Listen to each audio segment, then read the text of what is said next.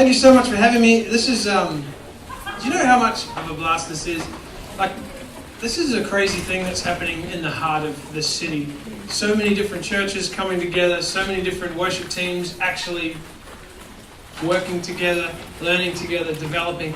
That's pretty significant thing. So don't kind of take it for granted, because like 600 kind of worship leaders, worship team, across denominations, gathering in the middle of a city, that's nothing to be sneezed at. Do you believe that? Yeah. I reckon it's pretty special, man. Amen. Like, please do not take it for granted, because I reckon it's super special.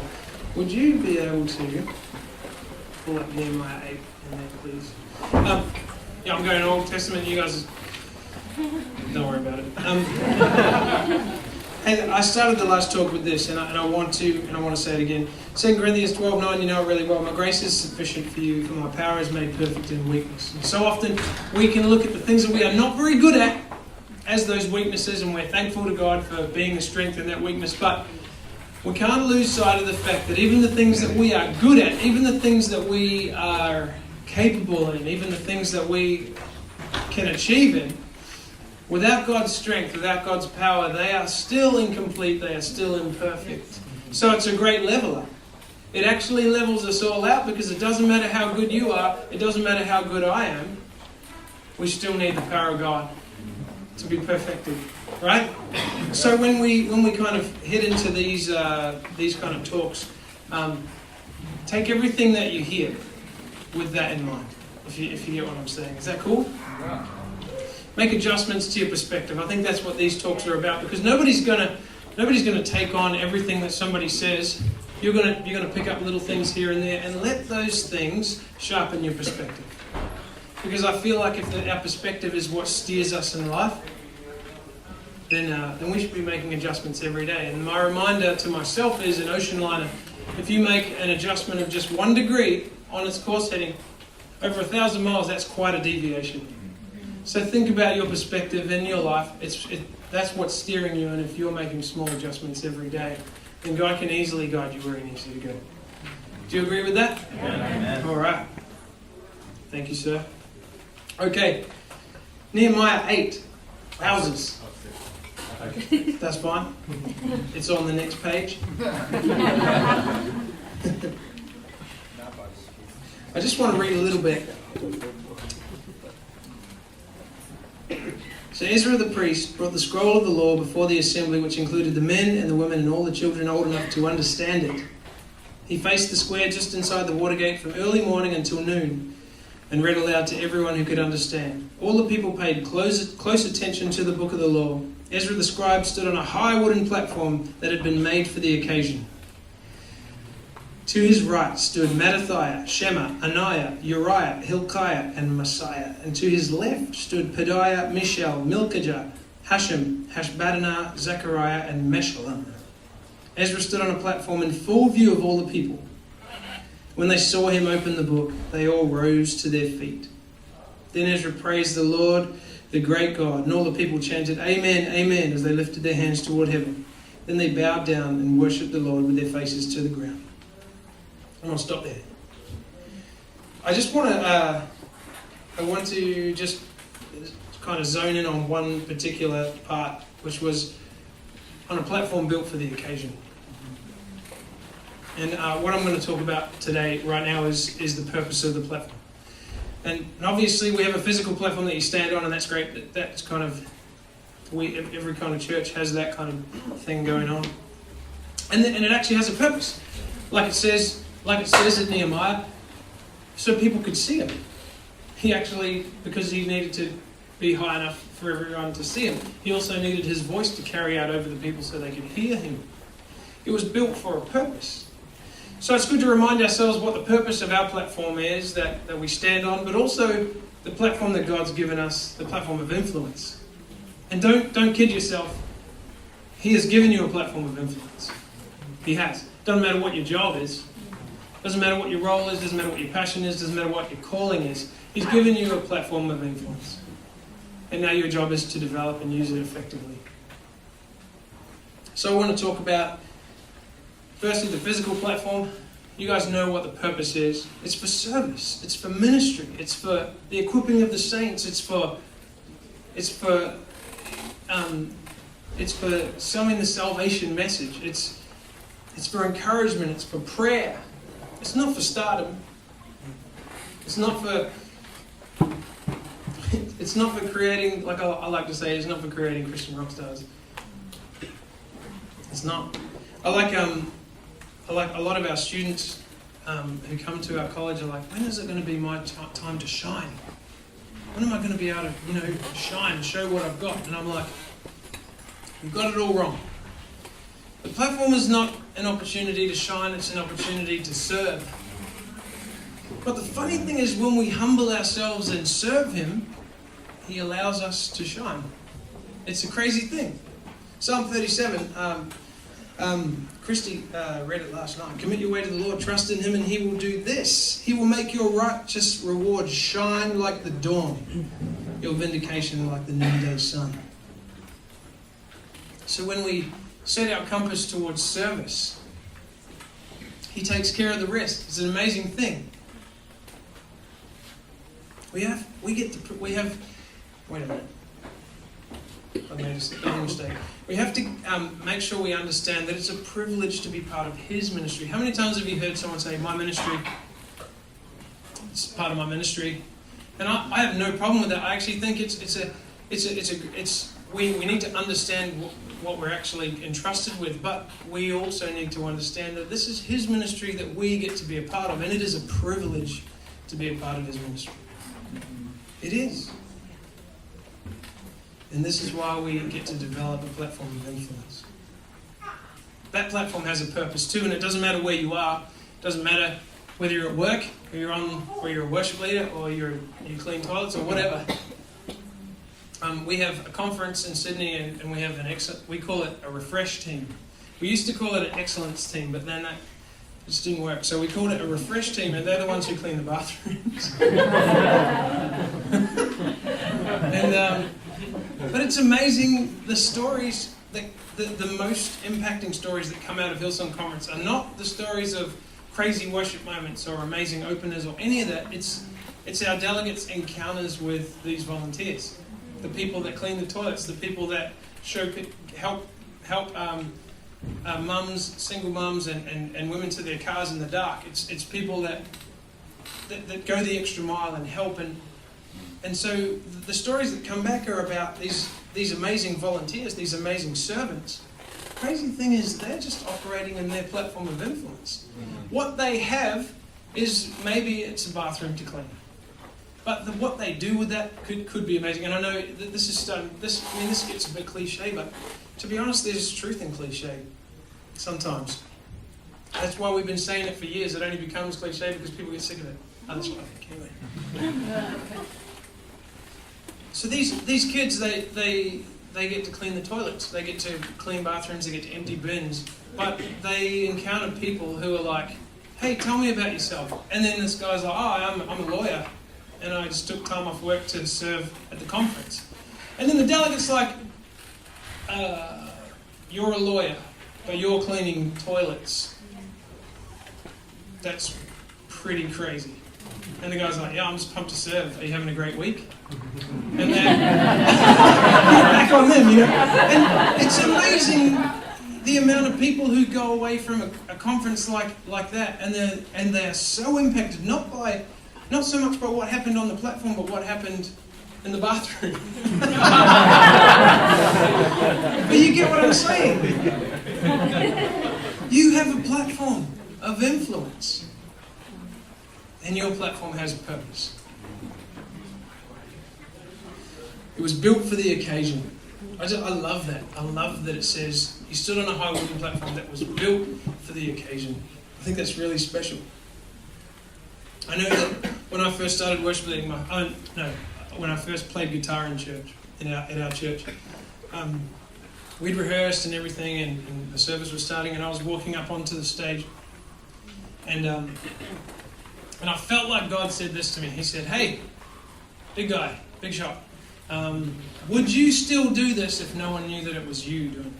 And then in my mind, I imagined this white sheet across the front of the stage, and all people could see was silhouettes, And then what flashed through my mind was, because I had a massive guitar amp, because back then, like if you didn't have a massive guitar amp, you weren't very good. So, so I had a massive amp and it took a lot of effort to get up at 5 a.m. and get to church and get set up and all of that kind of deal. And I had a small car, so his problem is big amp, small car. That's usually what happens with guitar players. I'm with friends, everybody. And so, in my mind, God was like, "Hey, would you still do this if no one knew that it was you? And would you still be up for it?"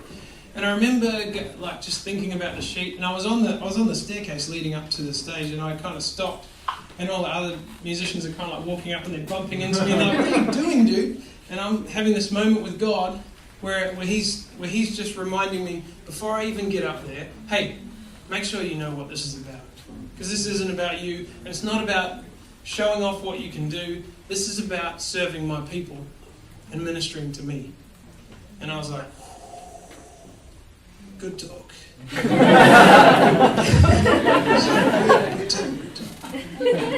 But it's important to have small reminders.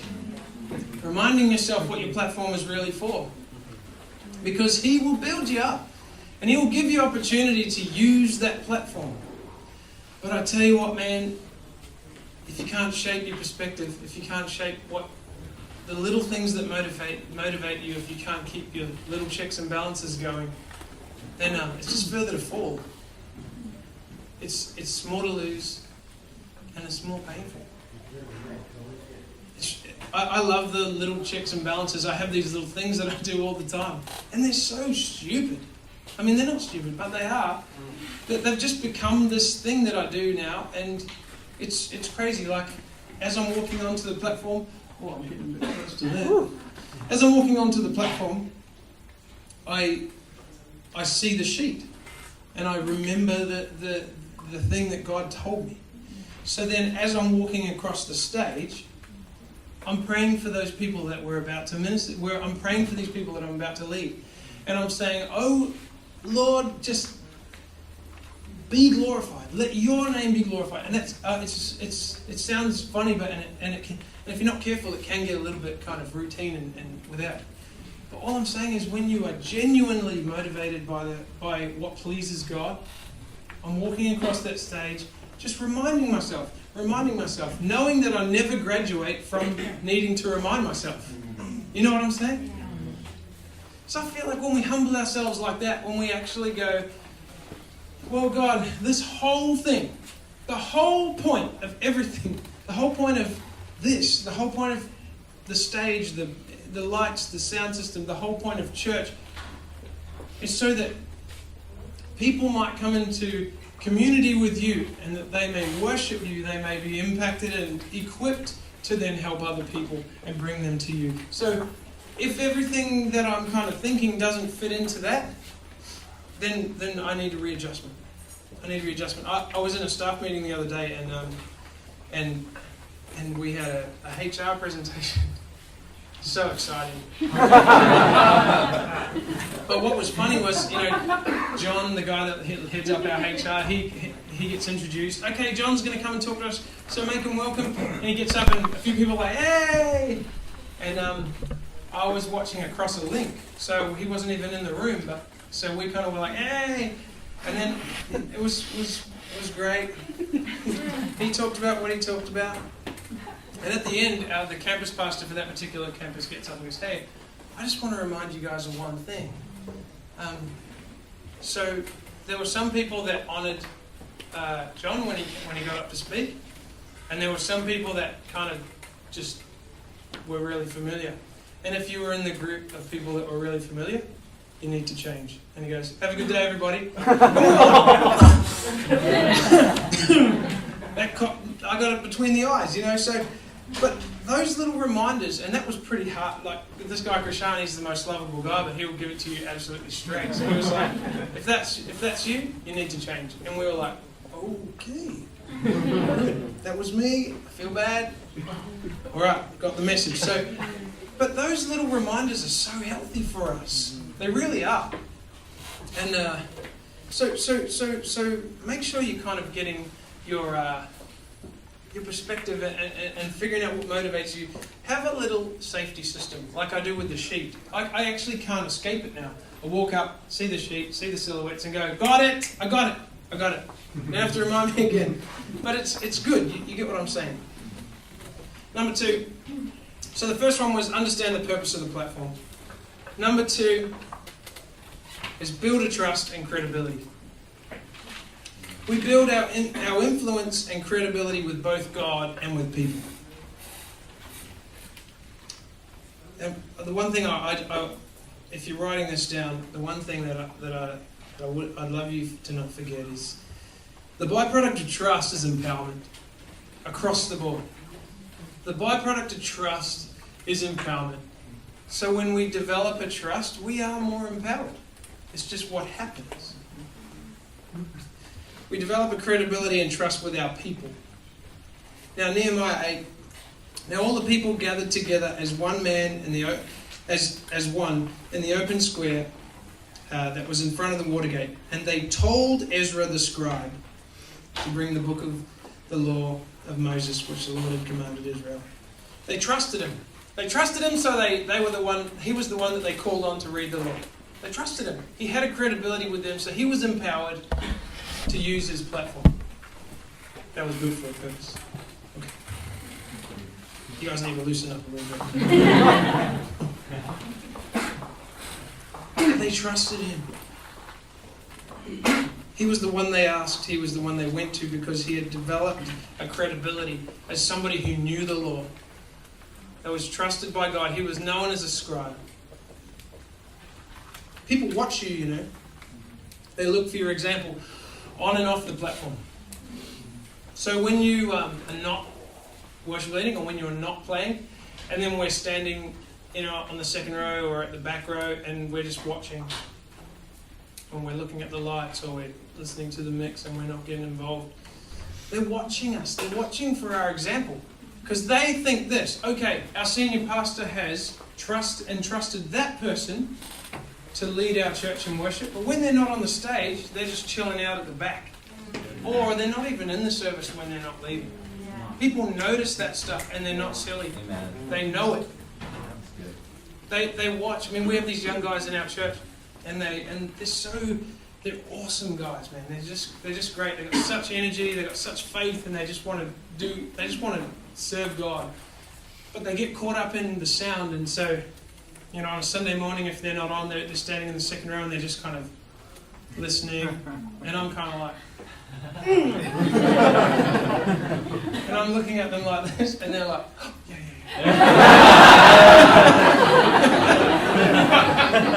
You guys think I'm kidding, but I actually give them I just want to remind them that the leadership their platform doesn't end when they walk off the stage. I want to remind them that their influence doesn't, it keeps going long after you have a microphone in your hand. People watch you. I love saying this: be who you want to lead. Be who you want to lead. So if you want people to respond, if you want people to be obedient, then sow obedience. If you want people to honor what you feel God wants you to do, then sow honor. It's as simple as that. Be who you want to lead. Because I tell you what, the guy who gets up and is wondering why church don't respond to him in our church, it's not hard to kind of figure it out, because our congregations aren't silly. They're not stupid. They see through bravado, and they see through posturing and all of that kind of stuff. You guys get what I'm saying? I'm getting real heavy. You guys are making me go all heavy. Just remember this: when they trust us, they empower us to lead them. I always think about it this way: if I can connect with my congregation, then there's a healthy chance that they might trust me. And if they trust me, they will follow me. But if they can't even connect with me and who I am, then they won't trust me. And then they definitely won't follow me. And it's not about me. But if I've been if it's my job to take people to where God is, I have to have some influence. If you know what I'm saying, if I have no credibility, no influence, and I'm like, that's where God is, everyone's like, yeah, cool. Sweet. You get what I'm saying? So, when they trust us, they begin to empower us to lead them. We develop credibility and trust with our leadership too. Because we often think that it's about kind of gaining a rapport and a credibility with our congregation, but also our leadership, they're entrusting us with the platform as well. So we need to keep that in mind. We need to understand that. When our leadership recognise that we are worthy stewards, they will trust us with more freedom and responsibility. I know that with my pastor, Pastor Brian, we have a bit of a relationship now. I'm the senior worship leader, and I can just look down, and he'll be like, and I'll be like, okay, we can keep going, we can do this. But if I look down and he's just kind of like, he's ready, I usually know that there's a lot going on in the service. We've probably got baby dedications, we've probably got like some compassion video or something, and we've got to fit a lot into the service. But the thing about it is, those of you who have multiple services know you've got to empty the parking lot, then you've got to fill the parking lot back up, then you've got to start the service on time. So our services run to time. And so if I look down and Pastor Brian's like, yeah, whatever, I'm like, yeah, all right, awesome. But if he's ready, then I'm landing it where I said I would, which is for us it's 20 minutes. And so many people in an environment like this, they'll be like, hey, let's just say you're worship leading and you've got 20 minutes, but God is moving, man. He's really moving. But like, you're at like 19 minutes, but God is moving. Remember, don't forget, God is moving. And what do? Do you just do, but your pastor said you've got 20 minutes. What do you do? And they're hoping that I'm going to be like, yeah, man, go with God. That's what they're hoping. I know it. And I kind of love not saying that. I say, if you've been given 20 minutes, that's where you land at 20 minutes. Not because of any other reason that you're under authority. One thing that Brian says is, at 21 minutes, you're out of your authority. He says it with a smile on his face. He says it with a big smile on his face. But there's always a little bit of seriousness. He does it to give us perspective. But if he's asked us to kind of lead the church for 20 minutes, then we need to be obedient to it. Now here's the deal. The more I show that I will honour his request, the more that I show that I will kind of be obedient to what he's asked, the more he begins to trust that I will do what's best for the church. The more he begins to trust me and my leadership, my platform, my influence, and all of a sudden there's a freedom to it, to the point where I can just look down and he's like, So then I keep going. And you develop that through relationship, and you develop that through building your credibility. And going back to the kind of God is moving thing, if God is really moving, your pastor will know about it. It's not like he's not going to know, hey man, God was moving, and he's like, really? He's going to know. It's not like God's only he's like, I'm not going to bother with him, we're just going to, that doesn't happen. So usually that kind of a situation, we can deal with it, it's fine.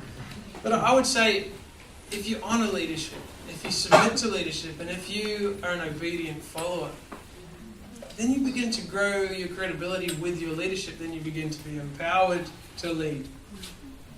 So it's a great thing to think about. Some of us can complain that our leadership micromanager doesn't give us the freedom that we'd like. I think there's only one kind of solution for that. And it's to learn to submit, learn to honour, and recognise that you've been entrusted with something that's not yours. That's a crazy thing, right? Everything, your platform is entrusted. That's a crazy... It's like upstairs I said that the word responsibility is not a sexy word. Like no one loves No one's like, hey, you know what's cool? Responsibility. No one says that. Trust is like, being entrusted with something, that kind of, attached to that is kind of a weight, and so that's not a buzzword either. So, but you guys are just going to have to cop it, all right? So, but leadership endow more trust when you display honor. You guys get what I'm saying. The parable of the talents. Whoever can be trusted with very little can also be trusted with much, and whoever is dishonest with very little will also be dishonest with much. So if you have not been trustworthy with handling worldly wealth, who will trust you with the true riches? And if you have not been trustworthy with someone else's property, who will give you property of your own? Someone else's property. This platform, both the physical and the influential, have been entrusted by somebody else. So we are stewards and caretakers. Good? 1 Peter 5, 6 and 7. Humble yourselves, therefore, under God's mighty hand, that he may lift you up in due time. Cast all your anxiety on him because he cares for you. When trust is gained from our leadership, we are empowered with more freedom. When congregation trust is gained, they empower us to lead them. And when we build trust with God, in time he will lift you up. So we develop a credibility also with God. The platform is built over time. I love, I'm going to go back to this bit here, because it's quite fun. Wait a minute. Oh, yeah, we do. To his left stood, to his right stood Mattathiah, Shema, Ananiah, Uriah, Hilkiah, Maaseiah. To his left stood Pedaiah, Mishael, Malchijah, Hashem, Hashbaddanah, Zechariah, and Meshullam. That's a lot of people. That's a lot of people. So it tells me that the platform that was built for a purpose was not small. It was actually large enough to hold a bunch of people. So it tells me that it was built. It took a while to build it. It says it was built for the purpose. And it held a lot of people. So it tells me two things. That it took time to build that platform, and he wasn't alone. He wasn't alone. He shared that platform with a bunch of other people. And I feel like that's the one thing that we tend to forget. When God gives us a platform, when God gives us an opportunity to serve, minister, we can so often be so caught up in how we're going to do it, how we're going to execute, what we're going to bring, whether people are going to be impressed by what we say or not. And we forget that we can bring so many people along with us. We can bring peers along, and we can also bring those who those who are coming up underneath. We can bring them along too. Our platform is inclusive. There is nothing exclusive about this platform. Like I say with the Hillsong Conference volunteers, it's if someone asks them a question, like Peter was saying before this conference, if someone asks them a question, can you tell me where the bathroom is?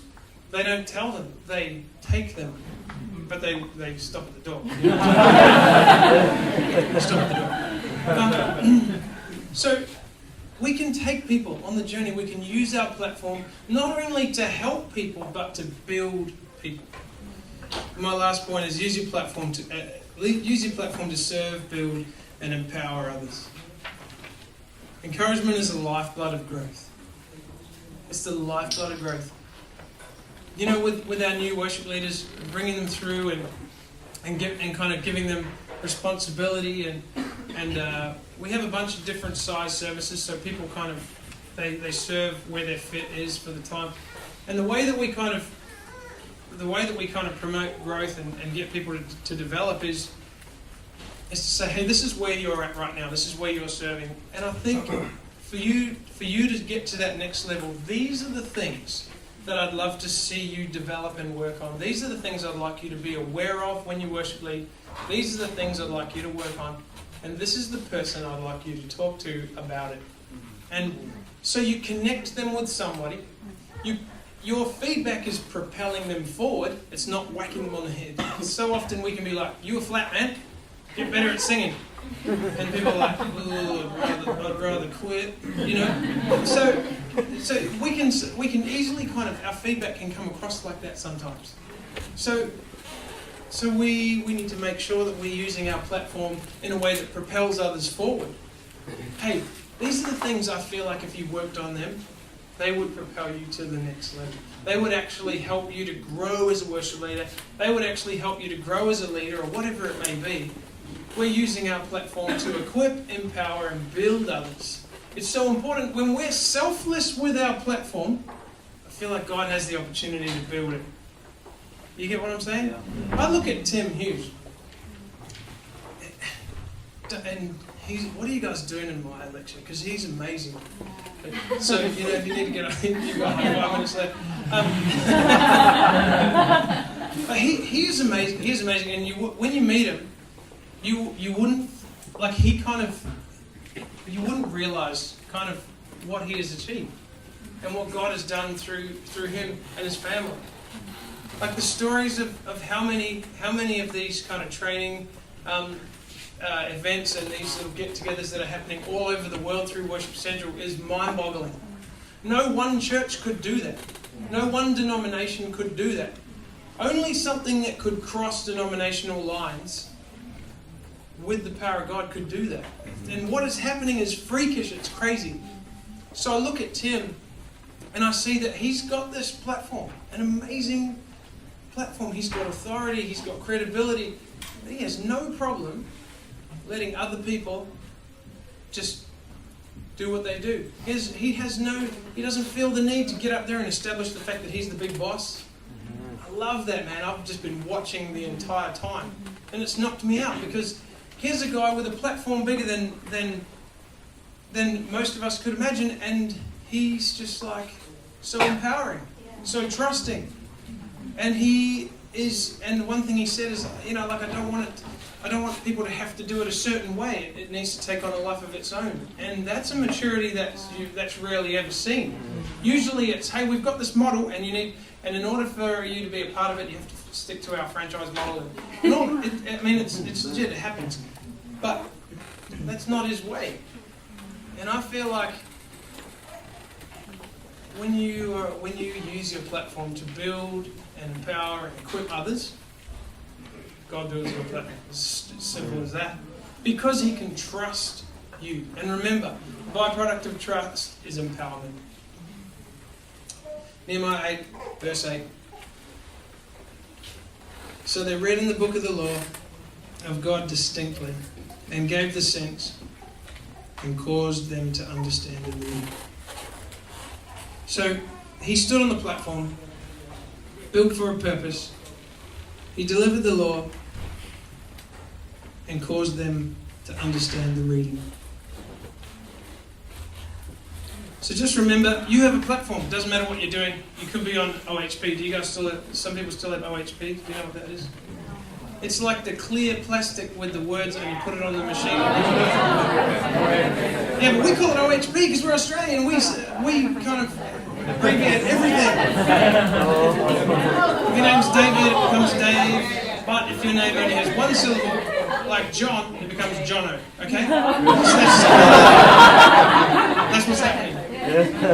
But just don't forget, it doesn't matter. You could be on overhead projector. You have a platform. You do. And the most dangerous thing you could do would be to belittle that platform. Yeah. And think that it doesn't exist, or think that it's not important, or think that it's not significant, because if you use it to build others, then it will be built. So I have how many minutes do I have? You have like 20. 20? Plus 20. Well, do you guys have any questions? It can be about anything. It could be about like what exact colour Taya's hair is, but I don't know. But if you do have questions, I'm happy to answer them. Yes, sir. Sometimes building a platform or the platform that you've been given, or whether it be the worship team or whatever, sometimes you don't have that many people to grow that platform with. In your experience, how do you ask more from the people that you've been given with not hearing the words burnt out or and seeing them actually enjoy it?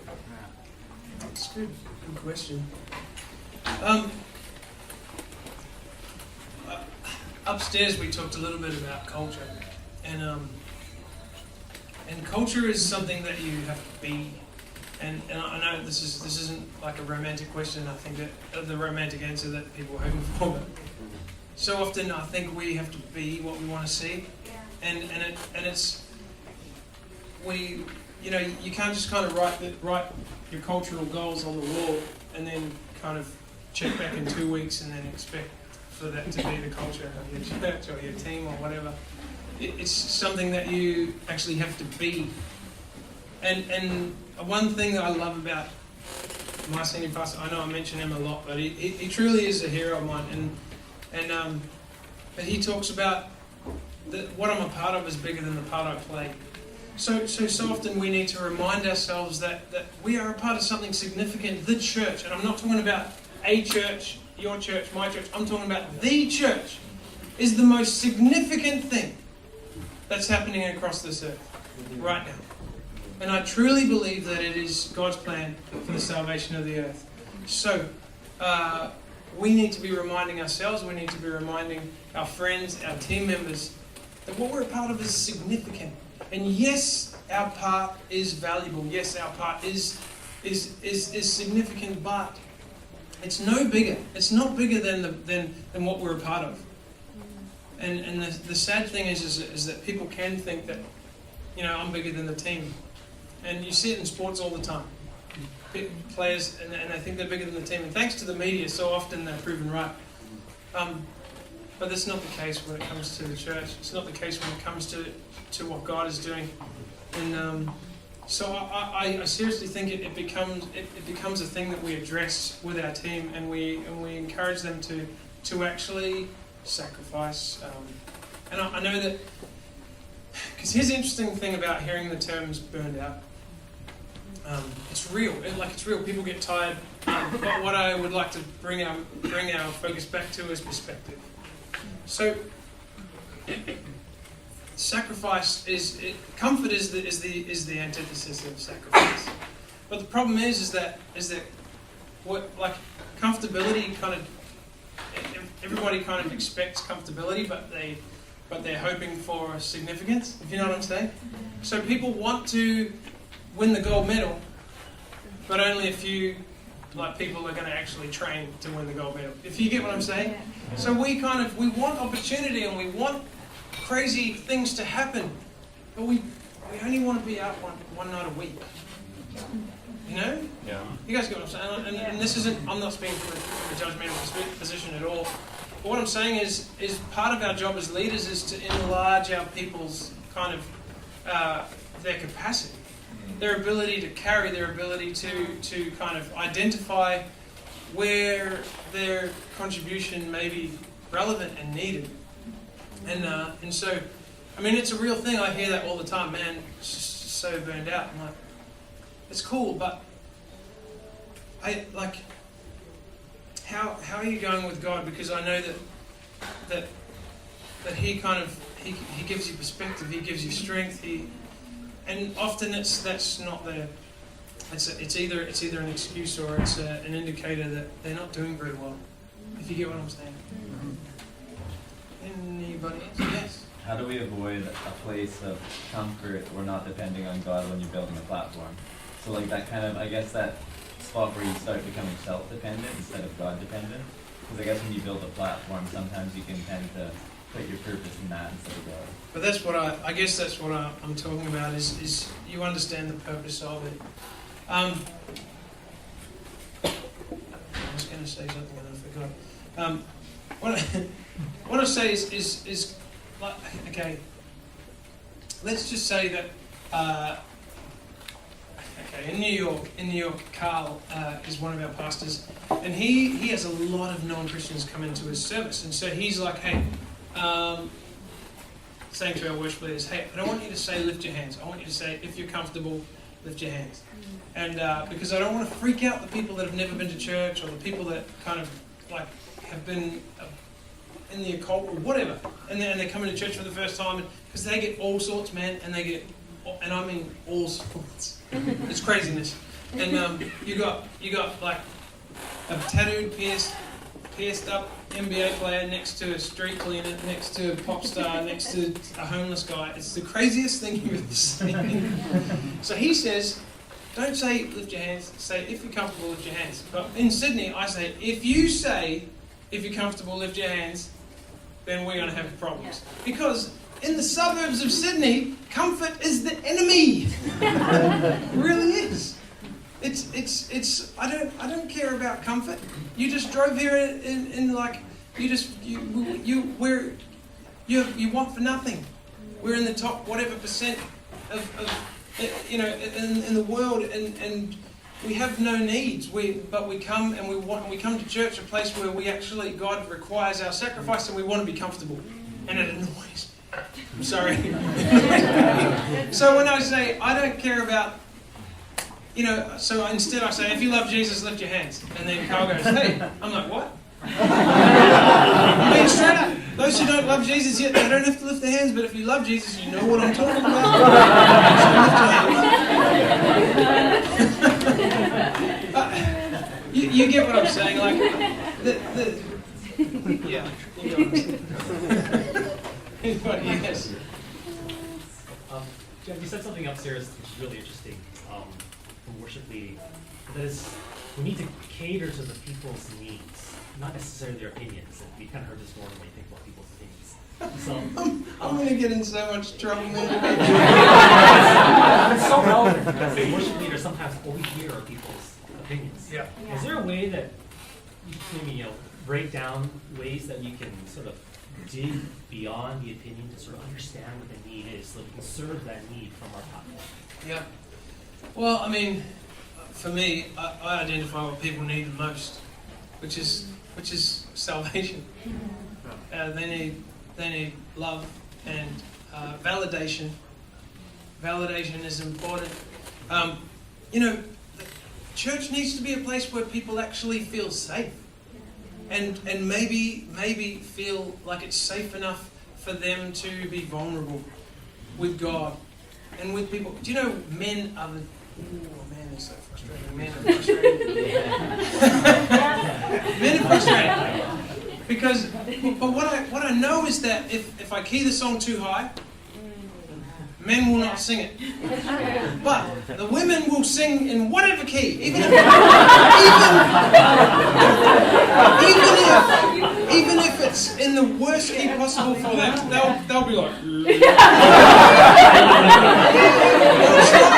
They'll try their best to sing. They will, but if I make it difficult for men to sing, they will not sing. So I know that, and so when we're trying to help people to get to a place where they feel safe enough, where they can be vulnerable with God, they can be vulnerable with people. I'm thinking about what they need to get to that kind of place. You get what I'm saying? So sometimes at night, because I was talking to someone earlier about how churches turn the lights down and the smoke machine comes on, but I find that in the dark, men are a little more confident to put their hands up and actually sing, because they assume that not as many people can see them. Hey, I'm just talking about what I've observed as a worship leader, and like I said, I'll use whatever tricks I can, and so I'm like, yeah, good. Put your hands up, good. Now sing a little bit. I got you. You just sang the Bible. Done. So, I'll tell you, upstairs I was talking about my dirty tricks. I turn the snare up in the mix so that people know when to clap. And if they can clap, maybe they'll tap their foot, maybe they'll sing a line of a song, and then I got them. Because they just sang a Bible truth at the same time as everyone else. So now we are gathered in agreement in His name, and the Bible says when we are gathered in agreement in His name, He is in their midst. So I got you. Amen. I'm just saying I will do whatever it takes, because, like I was saying upstairs, if my job is to lead people in worship, then I'm not leaving anybody behind. No one misses out on the presence of God. Wow. Sounds a little bit arrogant, I know, but I don't care. I don't care. Because I understand that I've been given this job to lead people. And you know what? I'm going to lead them straight to God. And the one thing that you need to know is if you love the people that you lead, you're going to lead them to the right place. If you love who you lead, you're going to lead them straight to God. And then you're going to get out of the way. This isn't about us. But we get to play a part in this transaction that is helping people get to where they are from their burdened state, from the weight that they carry from the weak, family, financial pressure, loss, grief, whatever it is. We get to help them get from where they are to where they need to be, which is in the presence of God. And then we just go, wicked, God can just do whatever He wants to do. Because God will. And I'm glad He does whatever He wants. I'm glad He doesn't adhere to my schedule or my plan or my expectation. I'm glad that God's God, because it would be boring if God did everything that I expected Him to do. That was just for fun. Yes. How do you help newer leaders who aren't as confident build trust and credibility with God? Yes, okay. We talked about this a little bit upstairs. Invitational leadership is a little bit, we talk, because, you know, our young worship leaders can be quite excited. They can be quite passionate, and there's the term anger passion. You know, it's like, yes, God, praise the Lord, everyone. And everyone's like, whoa, angry guy, just chill out. You know, and not everybody's a 15-year-old, like, kid, you know, who goes to youth ministry and does tribal wars and stuff. No, like, not everyone. There's other people in the room. So we teach our worship leaders, especially the younger ones who are still building kind of a trust and a credibility with our congregation, with our leadership, and obviously they're on their own journey with God. We tell them to be invitational. Would you sing? Would you lift your hands? Instead of sing, they go, would you sing? Because when you humble yourself, it kind of disarms the skeptic. It disarms the you know, it kind of disarms a hard heart. It disarms somebody who's kind of like a little bit doesn't know. But as soon as you humble yourself, they go, okay. It's inclusive. But as soon as we get full of ourselves, it becomes exclusive. Humble, inclusive.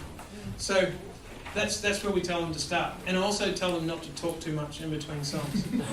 Because they'll just get themselves in trouble. They will. I talked about a little bit upstairs. If you're going to talk in between songs, if you're going to engage the congregation, well, this is what we teach our church. This may not apply in your church, but I tell them there's 3 things. Speak slow. Yep. Speak slow, speak Bible, and keep it short. Those are the 3 things.